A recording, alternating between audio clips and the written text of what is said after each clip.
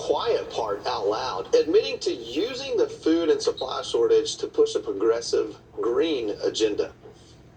We're working with farmers to also increase their production. Fertilizer shortages are real now because Russia's a big exporter of fertilizer. We're working with countries to think about natural solutions like manure and compost. So never let a crisis go to waste.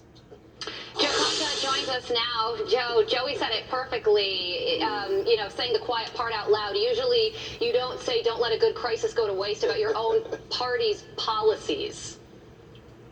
Yeah, that's Rahm Emanuel's old line, right? Who was in the Obama-Biden administration, never letting a crisis go to waste. And, well, look, when you have a president that's at 33% approval and on everything from economy to crime to education to the border to unrest, is a very generous way of putting it, abroad, yeah, that's a crisis, all right. And the messaging out of this White House is truly tone deaf. When people are having trouble putting food on the table, filling up their cars, they don't like what's going on with the education system, they don't like the fact that we have millions of people crossing over the U.S. southern border unvetted.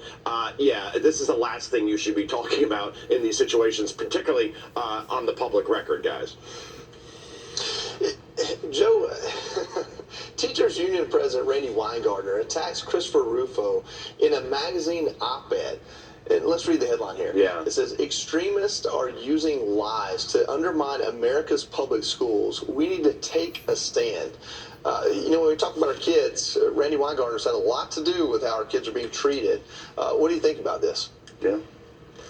Joey, when she says we have to take a stand, they took a stand, and that was in November of 2021 in the state of Virginia. And in the Commonwealth, voters overwhelmingly rejected people like Randi Weingarten, who was the last person to speak on behalf of Terry McAuliffe at his last campaign rally, and you saw what happened there.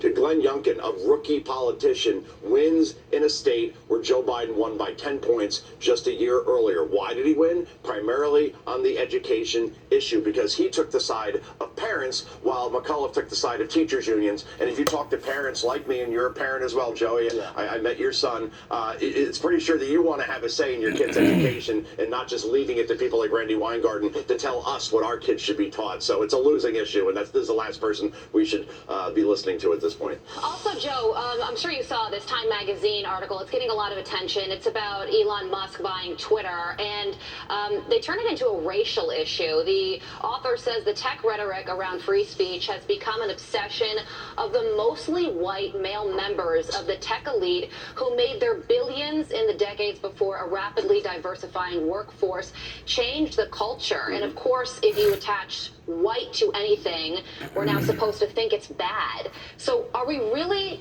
turning free speech into, first of all, something that should be debated, and another thing that has to be a racial issue now?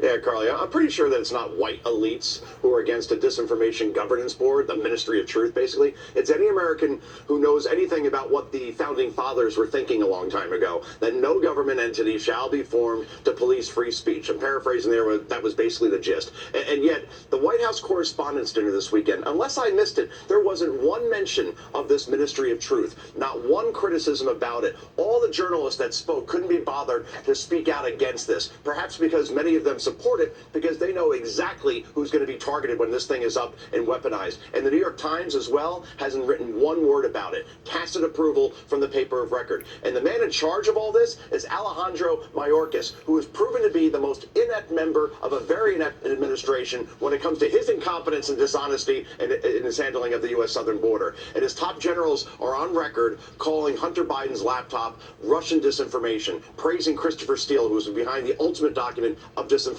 in the Steele dossier. So, yeah, I was just floored that at this weekend at that dinner, when all those people were speaking that called themselves journalists, didn't speak out against this, because it's a whole bowl of wrong, Carly. And very interesting Joey. that you said the New York Times hasn't written anything about the disinformation board when it's one of the biggest news stories that happened last week, moving into a second week as it should. Joe, we'll see you tomorrow. Thank you so much. See you Tuesday. Bye-bye.